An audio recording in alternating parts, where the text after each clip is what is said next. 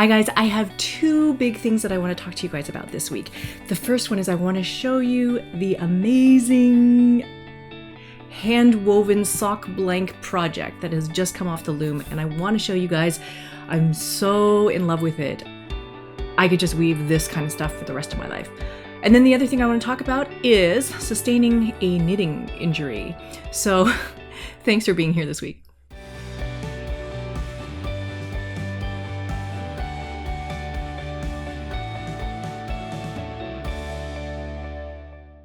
Hi guys, thank you guys so much for being here. My name is Felicia Lowe and I'm from SweetGeorgia Yarns. We are a hand-dyed knitting yarn company that started back in 2005. I've been doing this for a long time. I've been blogging about knitting and weaving and spinning and dyeing and all this kind of stuff since about 2004. And this past fall, or this couple months ago, 6 months ago, started making these videos. Basically talking about the same things that I would have talked about on my blog, but now I get to do more of a show and tell. So every week I come here on Fridays to show and tell the things that I've made, the things that I'm working on, and what I'm basically going through as I'm knitting, weaving, sewing, whatever. So thank you guys so much for being here. I also try to share wherever I can a little bit of behind the scenes of SweetGeorgia and what we're doing there. If you guys didn't hear about in our previous episode, I talked about how we are starting our mystery shawl knit along this summer, later this summer, August 28th to be exact. So if you guys want to join us for SweetGeorgia's mystery knit along, we're going to start August 28th, and it's a 3 skein shawl. So if you have 3 skeins of sock yarn lying around, or if you want to get one from us, we've put together a couple of different color palettes and things like that. So all of that information is available on our shop site and also on our Ravelry page. So you can find all of that there. The shawl itself is going to be called Tullamen, so you can search for that Tullamen shawl, and you can find that on Ravelry. So this week, I want to share with you something that has been on my loom for some time. I'm so in love with it. And here, let me show you what I'm talking about. This is the hand-woven scarf that has just come off of my loom here. I'm trying to show you all the different sections. And let's see if I can wrap this up. So I hope you can kind of see this, but basically what I did was I took one of our sock blanks that we dyed for the Secret Stash, and we dyed all these Secret Stash sock blanks as a gradient. So this gradient happens to be one that goes from orange to pinks to purples to teal blues and things like that. And so what I did was I unraveled the sock blank and used that sock blank to wind a warp, and then that way it distributed the gradient across the width of what was going to be a shawl, or sorry, a scarf. So one side of the scarf, you can see the warp threads down here. One side of the scarf is kind of this white and orange mixed together, kind of like a creamsicle sort of look. And then there's some pinks coming in, and then some purples, and then some blues, and some teals and purples at the end. So the gradient moves across the width of the shawl, okay? And then what I did was I also took a second sock blank and I used that as the weft of the shawl. And so I was getting a gradient this way and a gradient this way, and where they overlapped, where those colors overlapped, you got more of a concentration of that color.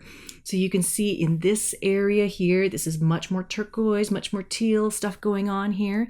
And then as you move further along, the purples and the purples kind of overlap. And as you move along, the pinks and the pinks overlap. And then when you get up closer to the top, you can see there's almost no more turquoise. The turquoise is being toned down by the orange, and then the orange is becoming much more prominent. And then a lot more orange and all that kind of stuff happening here. So comparing the end of the scarf with the beginning of the scarf, you're seeing quite a different look and effect. And the other thing is that you might notice that these color sections look a little bit blocky, a little bit chunky. You can definitely see where I changed bobbins and transitioned. And that was because as I was unraveling the sock blank and winding it on to the bobbin, it was going to lay into my scarf in sort of the opposite direction of how it came off of the sock blank. And so it's kind of like this gradient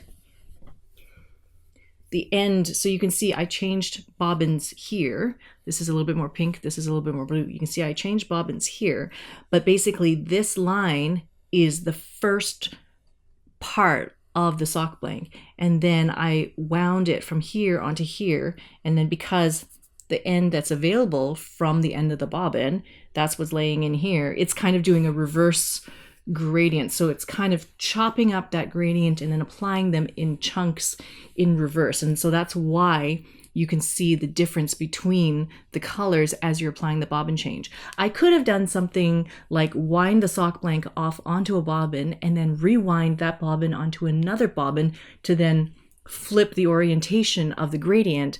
And then when I weave all of that into the scarf, I would have produced a completely smooth and solid gradient transition through the whole thing. But I kind of didn't want that. I like the variability. I like that there's some chunkiness and some variation between this color and this color. Like, I like seeing that contrast, because that contrast is what sort of draws your attention. It makes you, there's just more interest in this when it's all chunked up like this. So I'm getting a little bit of pink here, and then again a little bit of pink here. And I'm just so crazy about seeing how all of these colors overlap and mix and blend. Yeah, it's super fun. It was super fun to put on the loom. It's super fun to weave, and it was just super fun to look at it. I just can't stop looking at it. So at the end of this warp, I've basically used this warp and I've tied on to a dummy warp on the loom. So I can, pull those ends off, cut off that little bit of warp, and then tie on the next one. And so I don't have to re-thread and redress the entire loom each time. It's pretty much set up like a template. And so I have 117 ends across, and I've set them at 12 ends per inch. So that's the density of how close those yarns are packed together. And then I weave it basically square. This is a plain weave. It's like the most simple thing you could possibly do. You could do this on a rigid head loom if you wanted to, and it's just easy to do, fun, beautiful to look at. I think it's about, I didn't measure this, I think it's probably about 8 or 9 inches wide. I think it is. What I wanted to do was to go back to the studio and get 2 more or 4 more sock blanks and basically make this twice as wide. And so I thought it would be really nice if I had a more like a shawl that was double the width, maybe something like this wide, and then maybe shorter, and then wear it more like a shawl. I'm not quite sure. But I just like these colors so much. I wanted to do something like that. Maybe set it up so that way the gradient was from blue to orange and then orange back to blue, so that there's a bit of a mirrored effect. Lots and lots of things that could be done. I want to kind of refresh your memory and do a little bit of a contrast and compare with a previous sock blank scarf that I wove. And this one was earlier this year. This one was made from this sock blank, which was kind of like a jumbled, mixed up sort of low water immersion dyed colorway. It was meant to be super random. There's color everywhere. This is not dyed as a gradient. It was basically just dyed to be super, super random. And then when I wound that onto the warping board, it just kind of distributes all of that randomness. And so you can see the scarf itself is just, there's no distinct anything. It's basically, you just know that the strong, vibrant colors are going this way in the warp. And then this one happened to be crossed with a semi-solid color of cash silk lace. So cashmere and silk lace weight. So this scarf is much softer, much drapier. It feels really good. Whereas this one, which is basically Tough Love sock crossed with Tough Love sock, both sock weight yarns, this one feels a little bit more sturdy, but it's just fun and interesting to see all these colors interplay with each other. Yeah, this is definitely something that I want to be doing more of. You could even think about doing different techniques, like if you were to do a color and weave technique, use a gradient in one and then use a darker color in another thread and then alternate the two. You can create some really crazy fun patterns like that as well. So there's like a lot of room for experimentation with a project like this. In the end, I just finished it with a little bit of hem stitching at the beginning and a little bit of hem stitching at the end. And then I just chopped it off and left it as fringe. And you can see that it came from a sock blank because the ends are all wiggly like ramen noodles, kind of wiggly like that. Yeah, I love it. I'm gonna wear this. So this is all that remained of the sock blank. I wove until I could not weave anymore, until sort of all the knots were coming up into the petals and it was interfering with the weaving, and so I had to stop. But this is how much sock blank I have left, as well as this much that is left on the bobbin. So that is it. Pretty much used up 2 full sock blanks to make that scarf. I like it.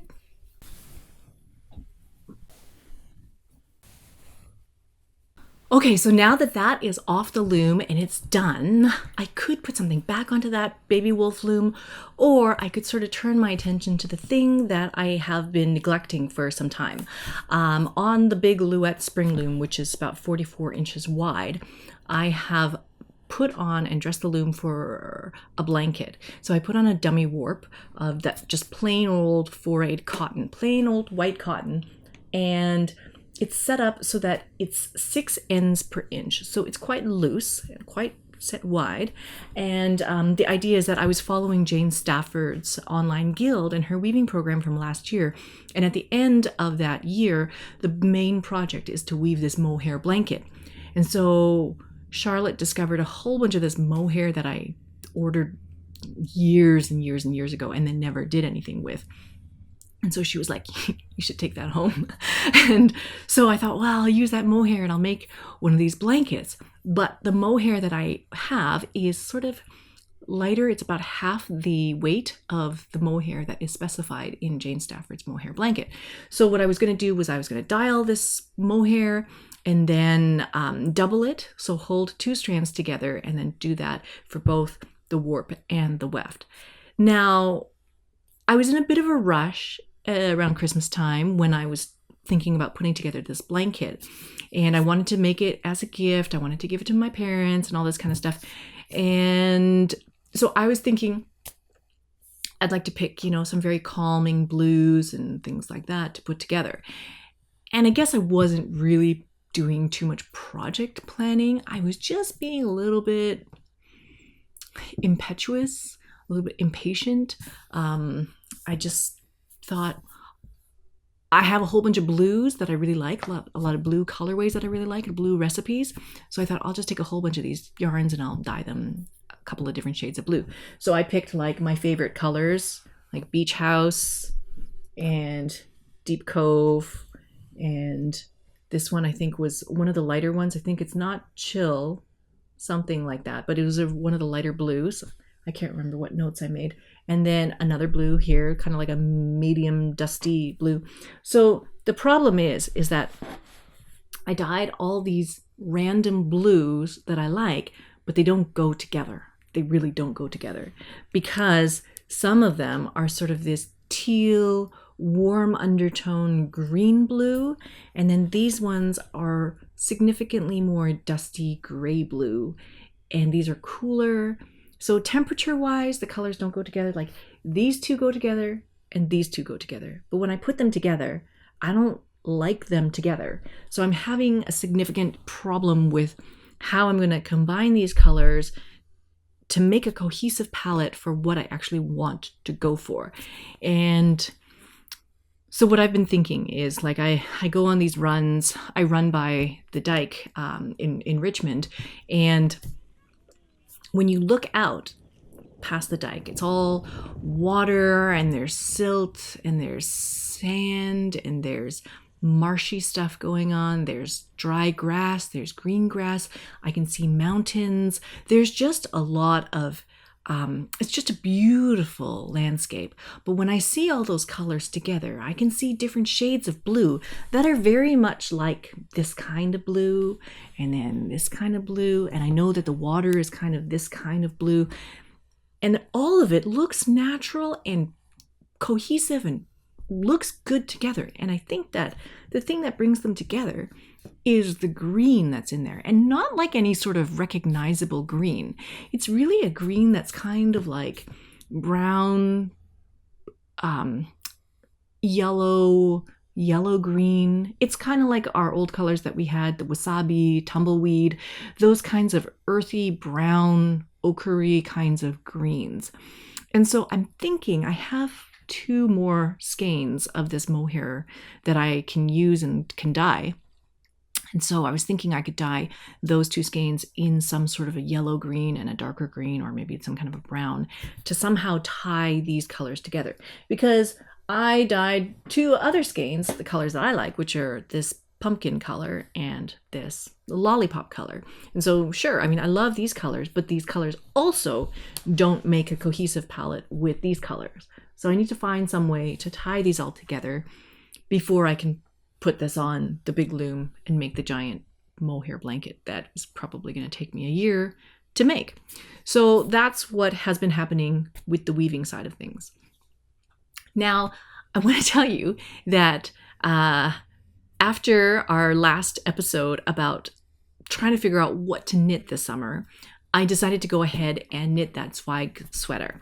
And so what I chose was that lollipop color and the pale shade of rainbow sprinkles that Charlotte dyed. So these are my 2 colors. And so I started knitting this. And like I said, I was really excited about starting this because it was kind of similar in construction to the arboreal sweater that I just finished. And I really enjoyed, knitting with 2 hands, knitting that color work. I really enjoyed practicing knitting continental style, and so holding the yarn in my left hand, and I was able to sort of zoom through the body of the sweater and the sleeves of the sweater, and so that all went wonderful. And so I started to use the same technique for this. I started to hold the yarn in my left hand and all this kind of stuff. However, the previous sweater project was DK weight, and this project is fingering weight. I'm using the Bulletproof Sock. Bulletproof Sock is one of our yarns that has mohair in it, has some nylon, it has some silk in it. It's spun a little bit more tightly than the Tough Love sock that we have. So it's fingering weight, but it's a little bit more fine and more tight. And so what I wanted to use this yarn because I thought that it would show off the stitch work and these twisted stitches of this lace yoke part. It would show off those twisted stitches really, really well. So I'm enjoying using this yarn for this lace section. But I was trying to knit the stockinette parts with continental, holding the yarn in my left hand. And because the yarn is a little bit finer, I think that it was quite loose, or it was hard to get a hold of. It just felt different than how it felt with the previous sweater that I was knitting. And so I think that I was holding the yarn a little bit more tensely, or I had a lot of tension trying to hold it and keep the tension in this hand. And so a couple of days ago, I woke up and I was like, I can't move my neck. I can't move my neck. It's so painful in my back. My whole shoulder blade is like all knotted up, and the whole neck here is all knotted up. And so I can kind of move like this, but turning my neck kind of hurts. And so I've gone to see, physio and all this kind of stuff for this. And I think it's entirely related to knitting. This is entirely related to the fact that I'm trying really hard to hold the yarn in my left hand and just generated a lot of tension from that. And trying to knit this project and get through the yoke part because, I want to knit the body and stuff like that. And I think I gave myself a knitting related injury because I just knit too much and I didn't take any breaks and I didn't rest. So I think all we need to do here is just give it a little bit of a rest and not hold on to it so tightly. I've actually gone back to my previous knitting style, which has always been really comfortable, and that's knitting English style, throwing. And it's going to be okay. But I just thought it was interesting that this would happen because I was trying to hold onto the yarn using that continental style. In any case, this is my sweater so far. So this is the top of that Zweig sweater. The other thing that I found is that when I was using the needles that were recommended in the pattern, the bulletproof sock is a little bit finer than like a regular fingering weight. And so the fabric felt too loose. It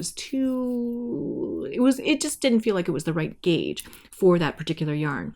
And since the pattern size that I chose had a significant amount of ease already worked into it, I decided to go down just a tiny bit in terms of needle size. So I'm using size 4, US 4, 3.5 millimeters, and just went down a tiny little size in needle size. And so it will probably make a slightly smaller sweater, which will probably fit me a little bit better, I'm hoping.